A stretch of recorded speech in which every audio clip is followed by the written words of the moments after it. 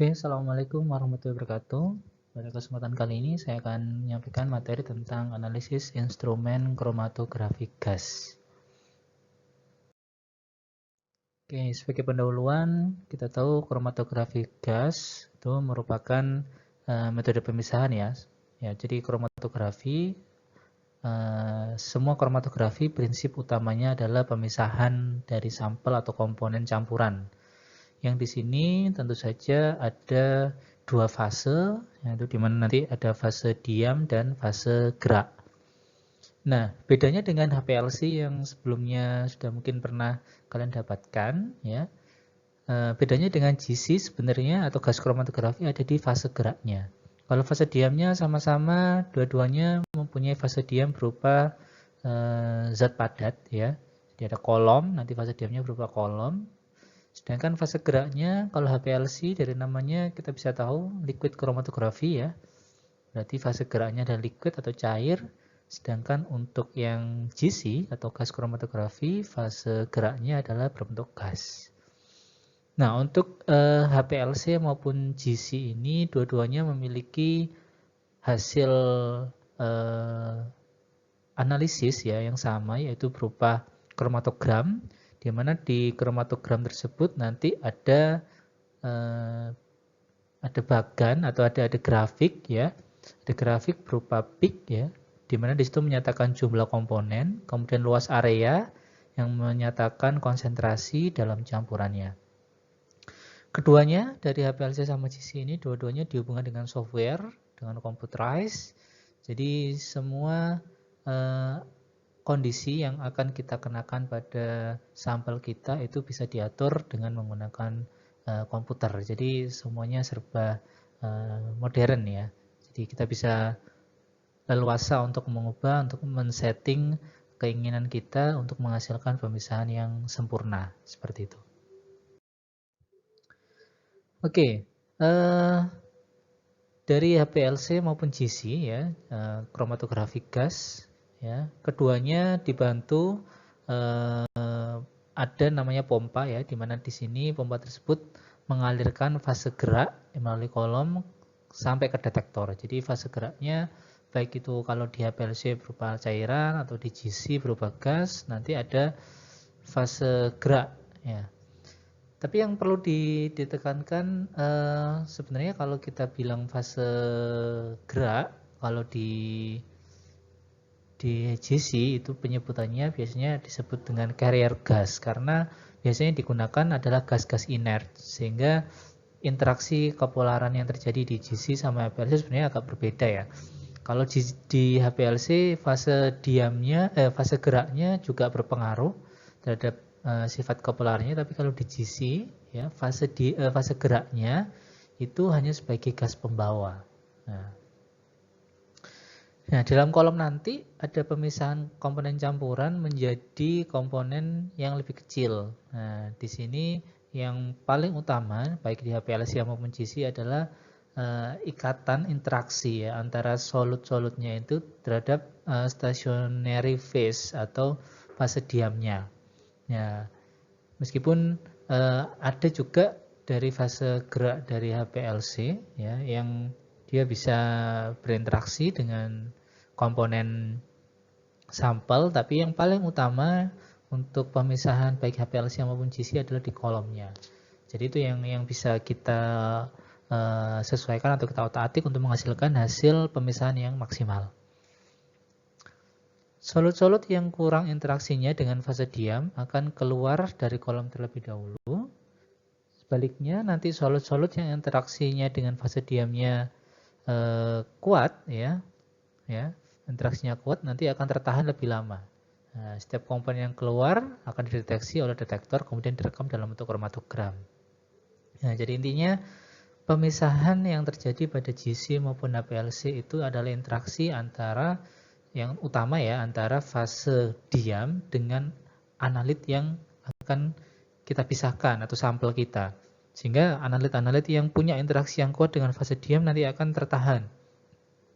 Ya, tertahan sehingga nanti keluar menuju detektornya akan lebih lama. Sehingga nanti retention time-nya juga akan muncul lebih lama. Dibandingkan dengan analit-analit yang interaksinya kurang kuat. Nah, itu sehingga yang membedakan, bisa memisahkan sampel, itu adalah interaksi antara sampel dengan fase diamnya. Untuk prinsip dasar dari GC, ya, operasional dari GC, karena ini merupakan gas kromatografi, jadi intinya bahwa sampel yang kita nanti akan masukkan ke dalam GC, dia harus sampel yang volatil, ya, atau yang paling nggak bisa membentuk fase gas. Ya. Jadi dengan suhu yang cukup tinggi, sampel yang kita injeksikan nanti akan mengalami penguapan pada injektor. Kemudian sampel tersebut akan dipisahkan komponennya, komponen campuran yang terjadi dalam kolom, kemudian akan dideteksi masing-masing komponennya pada detektor. Ya, prinsip sederhana sebenarnya. Nah, prinsip pemisahannya ya sudah saya sebutkan tadi berdasarkan pada distribusi masing-masing komponen antara fase gerak dan fase diam. Nah, tapi yang paling utama adalah fase diamnya. Jadi prinsip pemisahannya adalah interaksi antara fase diam dengan analitnya atau sampel yang akan kita pisahkan. Penggunaan GC dapat digunakan untuk pengujian dari kemurnian zat tertentu, memisahkan komponen dari beberapa campuran dengan jumlah relatif komponen yang sangat banyak, ya. Dan juga dapat digunakan untuk identifikasi suatu sampel. Jadi kalau di GC ini, di instrumennya itu ada semacam library, semacam database dari standar senyawa kimia yang ada. Jadi kita bisa menggunakan GC ini bahkan tanpa standar. Jadi kita bisa menginjeksikan sampel X gitu ya. Kemudian kita nanti bandingkan kromatogram dari sampel X tersebut dengan library yang ada di GC.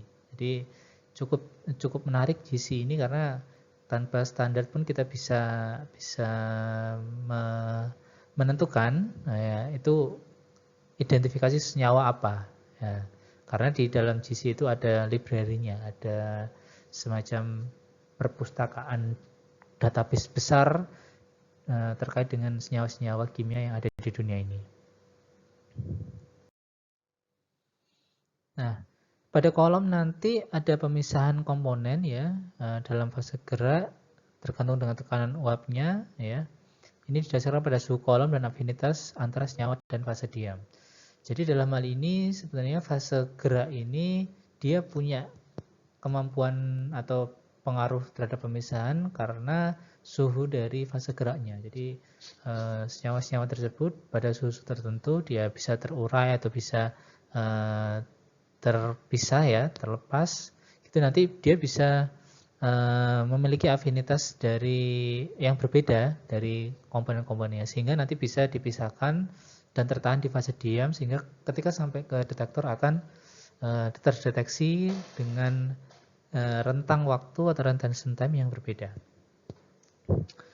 Perbedaan tekanan uap ini menyebabkan molekul dari masing-masing komponen terpisah ya, tadi terpisah itu dalam fase gerak dan fase diamnya. Molekul ini terus bergerak cepat di antara dua fase tersebut, kemudian menuju detektor dan nanti senyawa yang memiliki sifat kimia yang berbeda akan sampai ke detektor dengan waktu yang berbeda. Nah, jadi kalau senyawa kita punya sifat yang berbeda, tentunya dia punya titik uap yang berbeda sehingga nanti dia juga bisa lebih cepat atau lebih lambat untuk bisa sampai ke detektor. Ya, ini prinsip kerjanya kurang lebih seperti itu untuk GC atau gas kromatografi. Nah, ini kalau kita lihat secara diagram atau skema gas kromatografi prinsipnya, jadi ada fase gerak, ada dalam ini kalau di GC namanya carrier phase ya, fase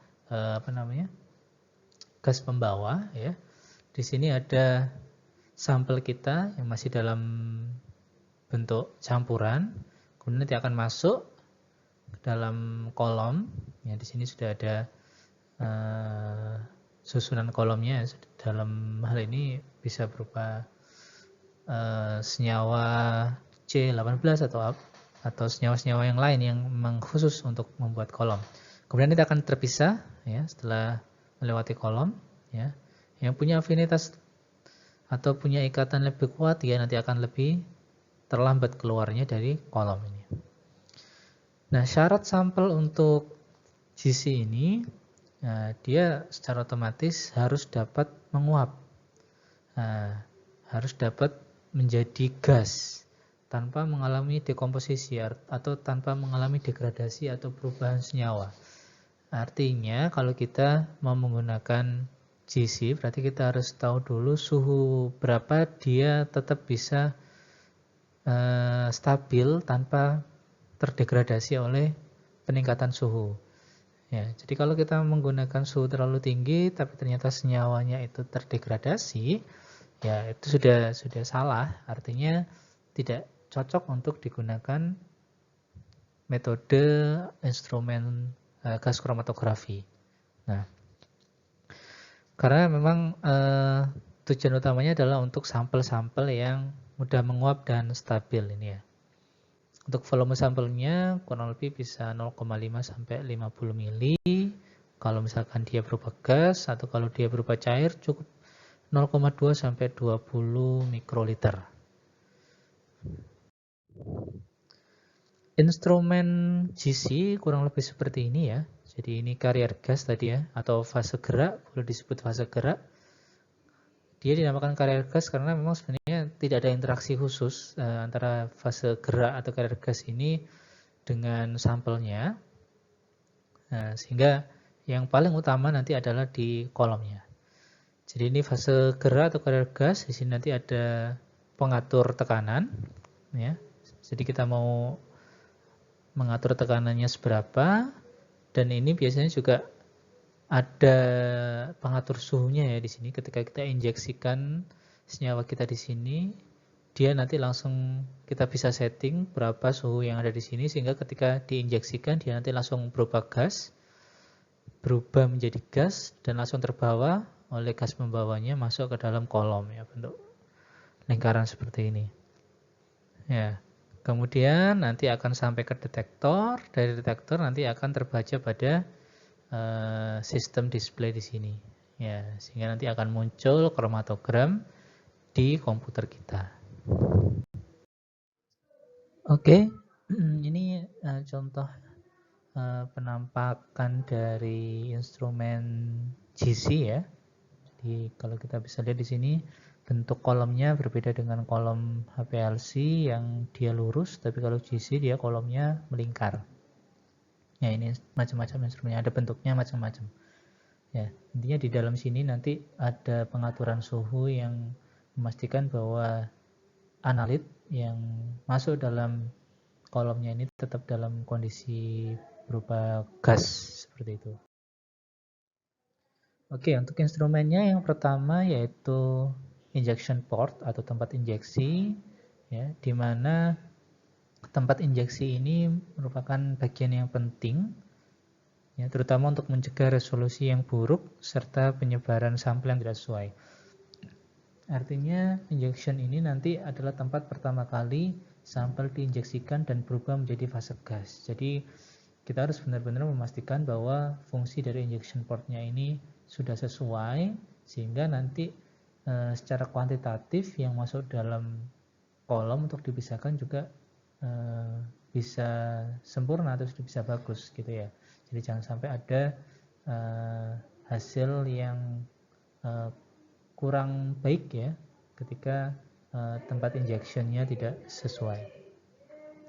Nah, alat yang bisa digunakan untuk menginjeksikan sampel ini kita sebut dengan microsiring ya, semacam suntikan seperti itu ya. Kemudian sampel gas atau cairan diinjeksikan melalui diafragma silikon menuju penguap cahaya pada kolom utama. Jadi di situ ada semacam penguap. Jadi seperti yang saya bilang tadi, ketika diinjeksikan langsung harus berubah menjadi gas. Ya, suhunya kurang lebih 50 derajat Celcius atau dibuat di atas titik didih komponennya. Ya, sampel yang paling menguap. Jadi cukup tinggi suhunya. Ya. Ukuran sampelnya bervariasi antara 0,1 mikroliter hingga 20 mikroliter. Ya. Kalau lebih kecil mungkin bisa menggunakan kolom kapiler. Ya. Jadi ini instrumen pertama yaitu tempat injeksi tadi. Yang kedua, instrumennya adalah fase gerak atau carrier gas. Yang seperti saya bilang tadi, gas pembawa. Syarat-syaratnya ini yang pertama dia harus inert, dia tidak bereaksi dengan sampel atau larut sampel atau material lain yang ada di dalam kolom.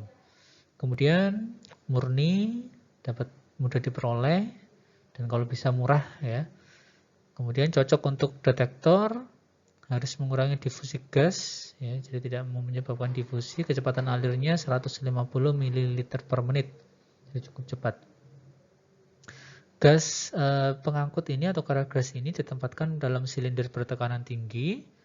Biasanya tekanan silindernya kurang lebih 150 atm. Nah, jadi tekanannya sangat tinggi ya, jadi kita harus benar-benar memastikan bahwa carrier gas ini terjaga dengan baik. Biasanya kalau di lab-lab yang memiliki GC ini biasanya dikasih semacam kurungan dari besi gitu ya, supaya kalau terjadi ledakan tidak mengakibatkan kerusakan yang parah gitu. Nah, contoh-contoh gas pembawa yang bisa digunakan bisa nitrogen, atau helium, argon, CO2 juga bisa. Nah, yang paling baik ya adalah helium dan argon ini karena tidak mudah terbakar, tapi sayangnya sangat mahal. Kalau hidrogen ini mudah terbakar, jadi harus hati-hati. Tapi yang paling sering kalau di lab-lab itu biasanya kita menggunakan hidrogen ya. Nah, kadang juga menggunakan CO2. Kemudian instrumen selanjutnya yang ada di GC yaitu oven yang ada pada kolom. Ya. Jadi seperti yang saya bilang tadi, kita harus memastikan bahwa senyawanya tetap dalam kondisi berupa gas sehingga di kolom ini harus ada ovennya. Ya. Jadi kolomnya ini diletakkan dalam sebuah oven yang dia ada pengatur suhu khusus ya. Ya. Nah, suhunya diatur dan sedikit di bawah titik-titik sampel. Jika di set tinggi, cairan fase diam bisa teruapkan.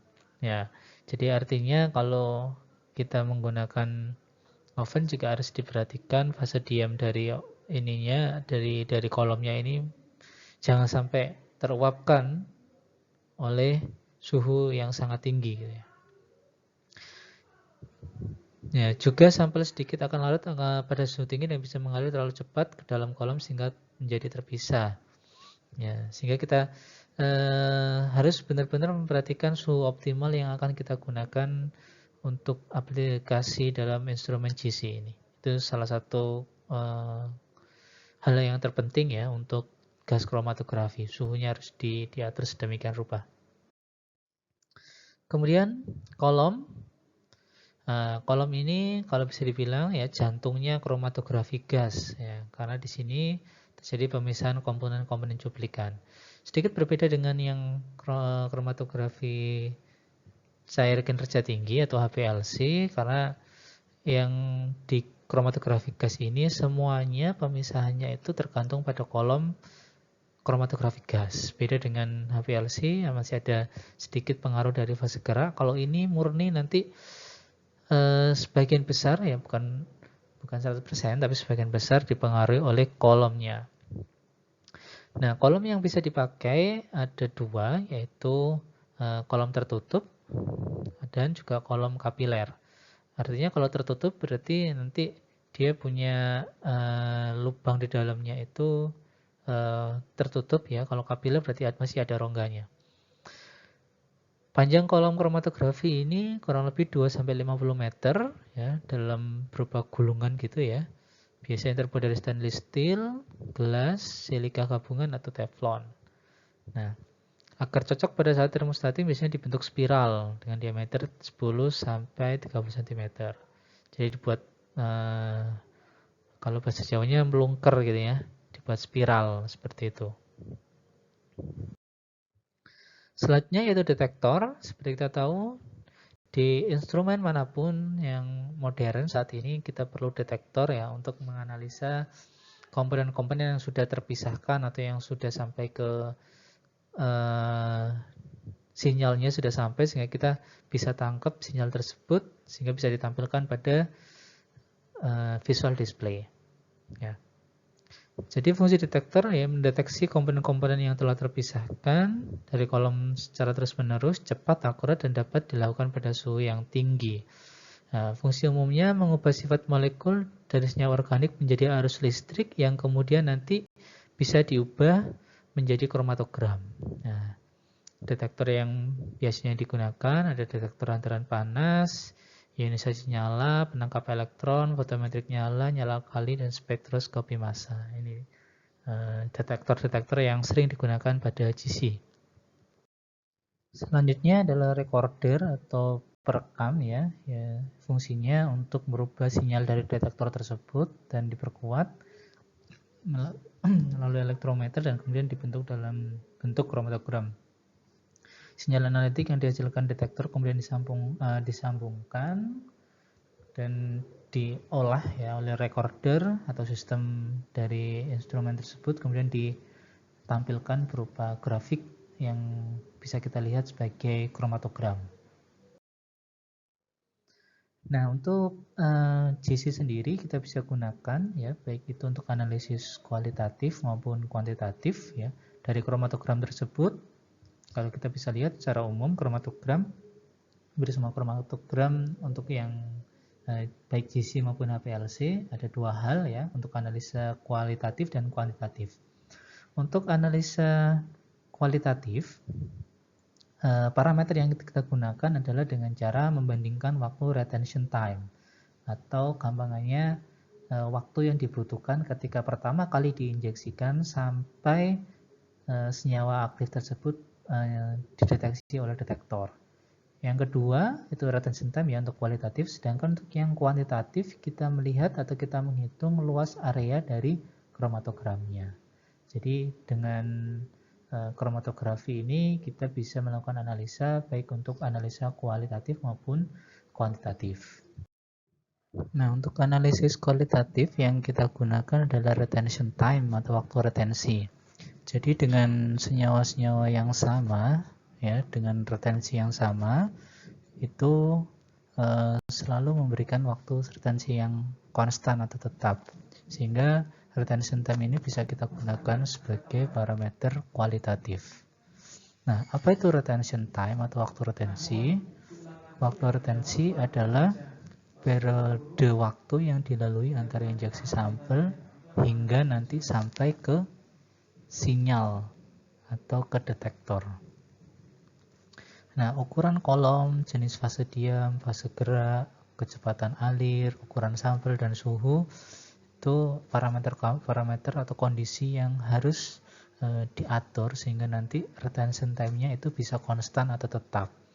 Ya, kalau kita memiliki suatu senyawa ya dengan kondisi yang sudah kita atur itu sama ya, kemudian waktu retensinya sama, berarti nanti senyawa tersebut bisa kita kategorikan senyawa yang identik atau mirip. Nah, oleh karena itu puncak yang teridentifikasi melalui senyawa yang bersangkutan dapat dibandingkan dengan waktu retensinya. Ya, contohnya seperti ini. Jadi kita punya suatu sampel akrilamid ya. Ini standar akrilamid, kita injeksikan ke dalam GC, kemudian punya retention time 2,85 menit. Nah, di sini nanti retention time ini sebagai parameter kualitatif, sedangkan nanti tinggi puncaknya ini nanti akan digunakan sebagai parameter kuantitatif.